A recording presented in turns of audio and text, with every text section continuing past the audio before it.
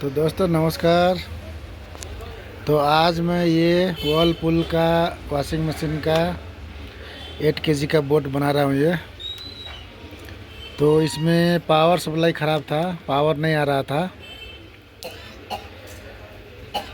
तो हमने fall finding किया। तो आपको भी फॉल फाइंडिंग करने का तरीका बता दे रहा हूँ। तो सबसे पहले ये दोनों एसी इनपुट है।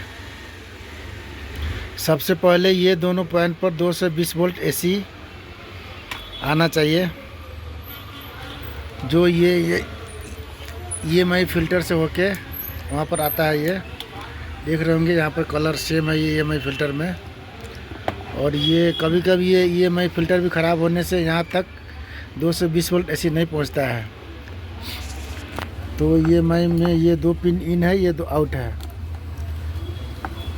इसके अंदर में कॉइल वगैरह कैपेसिटर वगैरह लगा हुआ रहता है। ये इसको EMI फिल्टर बोलते हैं। तो कभी कभी ये भी ख़राब हो जाता है तो आपको यहाँ तक एसी करंट यहाँ तक नहीं पहुँचेगा, तो भी पावर सप्लाई ऑन नहीं होता है। तो इसमें वोल्टेज आ रहा था यहाँ पर एसी करंट, लेकिन यहाँ 400 वोल्ट पर ये 400 वोल्ट कैपेसिटर लगा हुआ है पावर सप्लाई में, इस पर वोल्टेज नहीं आ रहा था।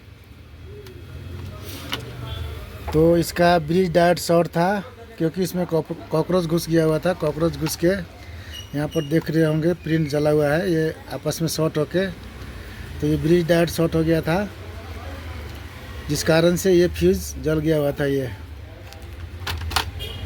तो ये फ्यूज़ है, ये कैपेसिटर जैसा दिखने वाला ये फ्यूज़ है।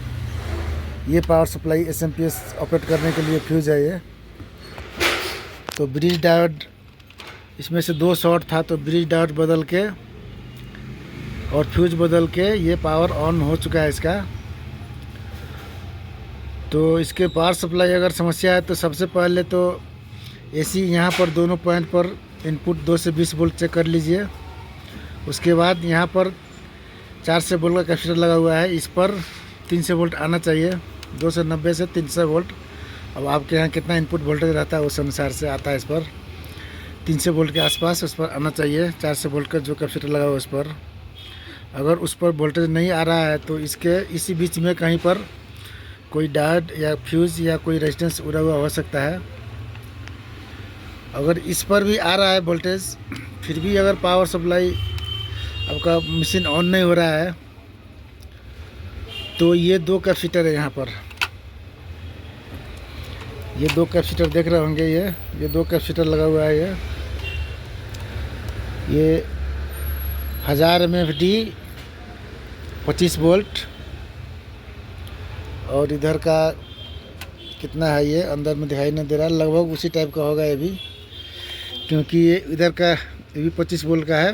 22 MFD 25 वोल्ट का लगा हुआ है ये। तो ये कैपेसिटर के दोनों पिन पर 5 वोल्ट आना चाहिए। ये कैपेसिटर के दोनों पिन पर 5 वोल्ट आना चाहिए, और इस पर 12 वोल्ट आना चाहिए। अगर दोनों पर आ रहा है फिर भी ऑन नहीं है, तो उसके लिए आगे प्रोसेसर साइड में देखना पड़ेगा समस्या आपको। अगर इसी पर वोल्टेज नहीं है 5 वोल्ट और 12 वोल्ट, तब आपका पावर सप्लाई ख़राब हो सकता है। तो पावर सप्लाई फॉल्ट फाइंडिंग करने के लिए ये IC है। ये IC के पहले SMPS में 300 वोल्ट जाके, तो SMPS से घूम के फिर IC पर आता है। ये देख रहे होंगे कैपेसिटर पर ये प्लस वोल्टेज से SMPS पर गया, और यहाँ से घूम के फिर ये IC में आया। IC के ये पिन पर आ रहा है ये। तो अगर यहाँ तक वोल्टेज आ रहा है, IC के पिन तक वोल्टेज है, फिर भी ऑपरेट नहीं हो रहा है, पावर ऑन नहीं हो रहा है, तो ये IC भी ख़राब हो सकता है। ये TYN सीरीज़ का IC लगा हुआ है इसमें। किसी में Allen के सीरीज़ का भी लगता है। तो ये IC बदल के देख सकते हैं, या IC के आसपास का कोई कंपोनेंट SMD रेजिस्टेंस वगैरह, या कॉपलर, कभी कभी ये कॉपलर भी ख़राब हो जाता है, ऑप्टो कॉपलर। इसके कारण से भी पावर सप्लाई नहीं बनता रहता है। उसके बाद आगे ये सेकेंडरी में हो गया, ये दो डायोड हो गया। ये 2 डायोड भी चेक कर लीजिए, कभी कभी ये डायोड ख़राब होके भी वोल्टेज नहीं बन सकता है। कभी कभी ये एसएमपीएस भी कट जाता है, ज़्यादा मॉइस्चर में ये अंदर रस्टेड होके अंदर से कट जाता है, एसएमपीएस का वायर कट जाता है, उसके कारण से भी वोल्टेज नहीं बनता रहता है इसमें। तो ये एसएमपीएस भी चेक कर लीजिए कि कहीं से कटा हुआ तो नहीं है, कंटिन्यूटी है कि नहीं एसएमपीएस में। तो ये हो गया पावर सप्लाई फंड फायरिंग करने का मेथड। तो इस पर 5 वोल्ट और इस पर 12 वोल्ट आना चाहिए, ये दोनों कैपेसिटर पर। अगर ये 5 वोल्ट और 12 वोल्ट आ रहा है तो पावर सप्लाई आपका ओके है, पावर सप्लाई में कोई ख़राबी नहीं है। तो आपका समस्या आगे हो सकता है, जैसे ये प्रोसेसर हो गया, या प्रोसेसर साइड में कोई रेजिस्टेंस जल जाए या कुछ समस्या हो जाए इस साइड में, इसके कारण से भी हो सकता है। या आगे का बोर्ड, आगे भी एक फ्रंट बोर्ड है, इसके आगे भी एक बोर्ड लगा हुआ है, डिस्प्ले बोर्ड। डिस्प्ले बोर्ड में समस्या हो सकता है। तो अगर उस पर 5 वोल्ट और 12 वोल्ट आ रहा है तो ये जो कनेक्शन जा रहा है आगे डिस्प्ले बोर्ड में, तो यहाँ भी देख लीजिए 5 वोल्ट ग्राउंड और ACL SDA वगैरह इसमें वोल्टेज आता रहता है, वो आना चाहिए। तो वो यहाँ से ये कनेक्टर है, ये कनेक्टर से आगे के डिस्प्ले बोर्ड में जाता है। तो आगे का डिस्प्ले बोर्ड भी ख़राब हो सकता है, जिस कारण से आपका सेट ऑन नहीं होगा। तो उसके लिए सब फॉल्ट फाइंडिंग करना पड़ता है, देखना पड़ता है। अभी तो मैं नॉर्मली पावर सप्लाई चेक करने का मेथड बता दे रहा हूँ मैं।